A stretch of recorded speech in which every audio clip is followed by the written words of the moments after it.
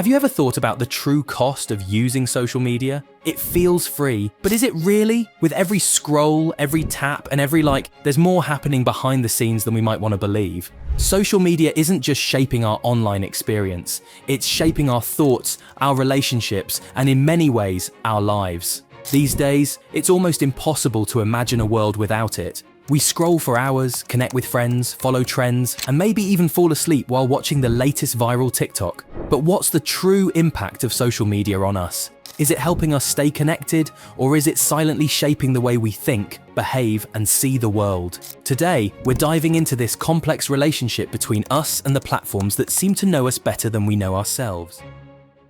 So let's start from the beginning. Social media didn't always have this much power. Back in the early days, it was pretty simple. Facebook was just a way to connect with friends from school, and Twitter was where you'd share quick updates about your day. Instagram was just a photo sharing app. These platforms were about connection, a new way to keep up with people far away. Fast forward to today, and social media has evolved from a simple social tool to a world-spanning industry that's shaping culture, society, and even politics. As we scroll, post, and share, we're part of a vast system that runs on one thing: engagement. But here's the question: how does social media actually make money?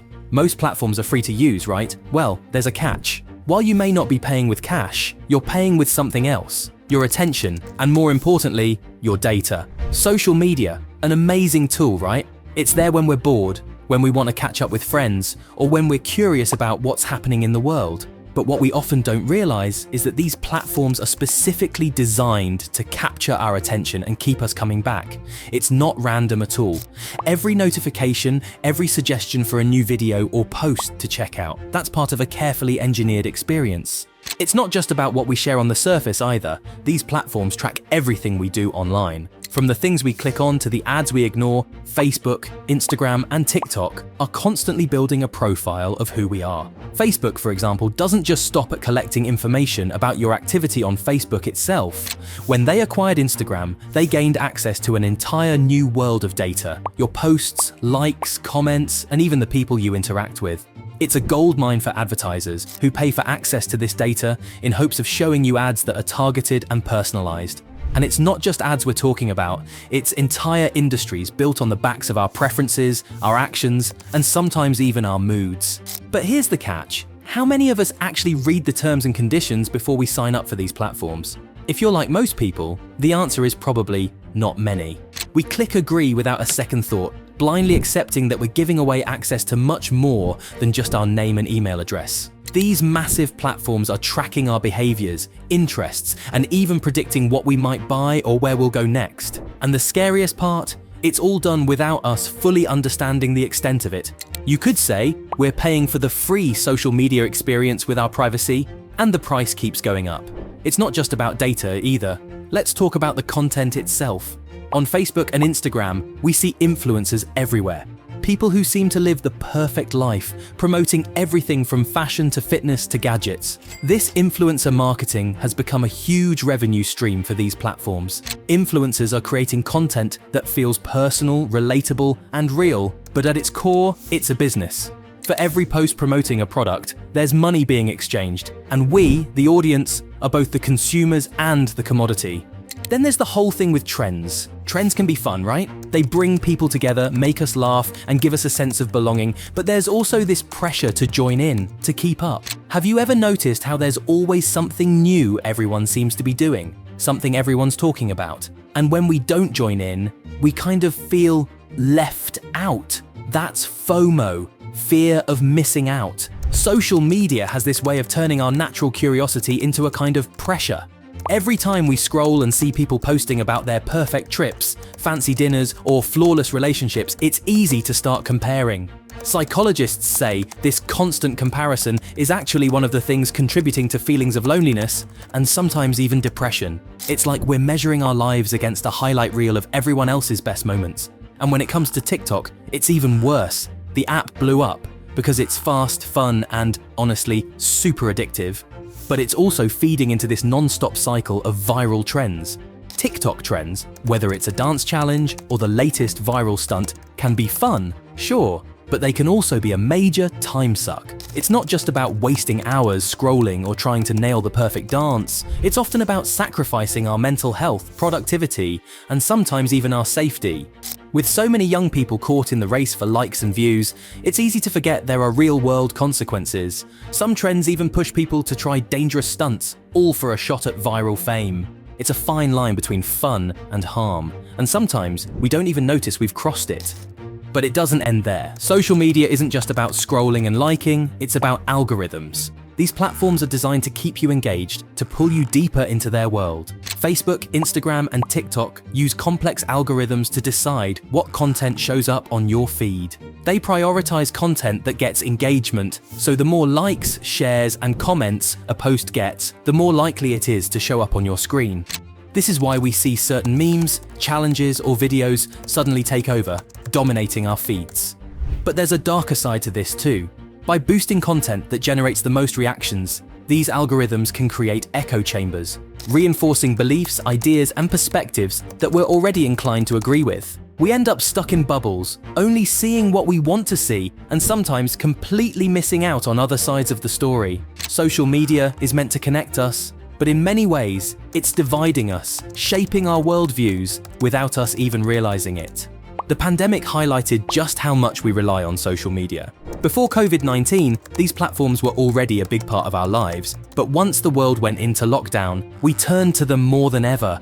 Social media became our lifeline, our way of staying connected to the world when everything else was shut down. Apps like TikTok saw explosive growth as people looked for ways to pass the time, and for a sense of connection when isolation became the new norm. But this dependence on social media also had its unintended consequences. The more time people spent online, the more content there was to sift through, and that also meant an explosion of misinformation. With so much uncertainty during the pandemic, people turned to social media for answers, sometimes finding them, but often getting caught up in false claims, misleading health advice, or conspiracy theories. This was a perfect storm for misinformation to spread like wildfire, affecting people's beliefs and behaviors in ways that were harmful.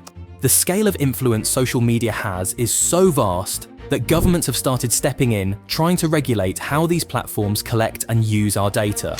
Laws like the GDPR in Europe and the CCPA in California are giving users more control over their personal information.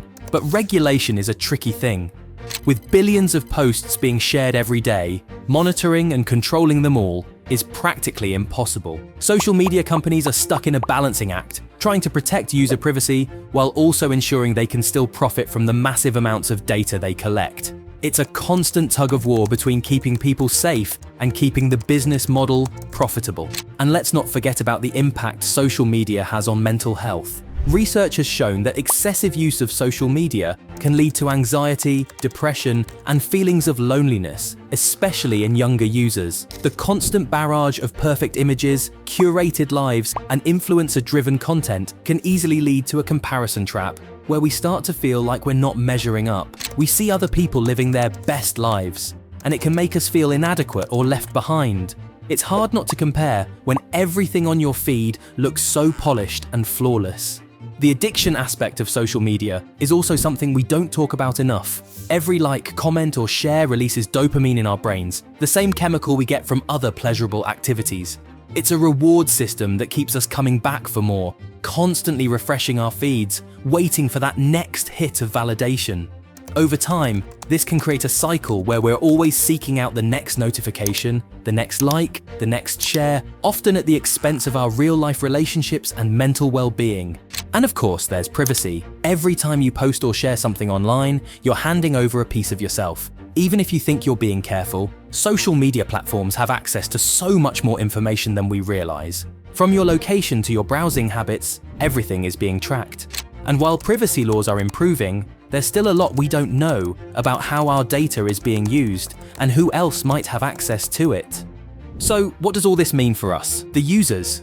Social media isn't just a tool for staying connected or passing the time. It's a powerful, sometimes dangerous system that shapes the way we think, what we buy, and even how we see ourselves. The next time you open an app or scroll through your feed, take a moment to think about the true cost of being online. It's not just about your time, it's about your data, your privacy, and your mental health. And if we don't start questioning how much we're giving away, then cost is only going to keep rising. But here's the thing, now that we know how much these platforms can influence us, we can do something about it. Start by being mindful of your time online.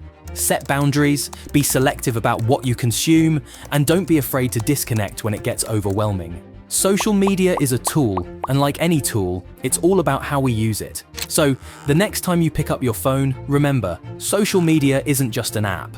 It's a system designed to influence how we think, feel, and behave. We're connected, sure, but we also have to protect ourselves, because while these platforms might be free, the real cost could be our happiness, our peace of mind, or even our sense of self. We deserve better. That's all for today. If you found this video helpful, don't forget to like, subscribe, and hit that notification bell so you never miss out on important insights. Remember, the truth about social media's impact is complicated, but with knowledge and awareness, we can make better choices. Thanks for watching, and I'll see you in the next one.